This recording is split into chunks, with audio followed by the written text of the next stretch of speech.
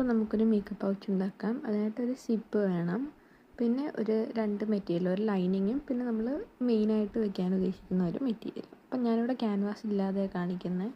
അപ്പോൾ ആദ്യം നമ്മൾ മെയിൻ തുണിയുമായിട്ട് സിപ്പൊന്ന് അറ്റാച്ച് ചെയ്യുക, എന്നിട്ട് ലൈനിങ്ങും കൂടി അറ്റാച്ച് ചെയ്യുക.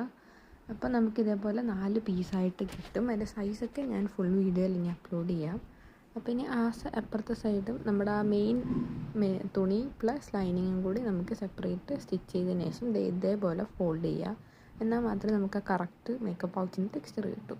അപ്പോൾ എൻഡ് വയ്ക്കാൻ മറക്കരുത്. പിന്നെ നമ്മൾ 3x3 സെൻറ്റിമീറ്റർ എന്ന അളവിൽ അറ്റം കട്ട് ചെയ്തിട്ട് ഇതേപോലെ ഫോൾഡ് ചെയ്തിട്ട് ഈ കാണുന്ന പോലെ സ്റ്റിച്ച് ചെയ്യുക.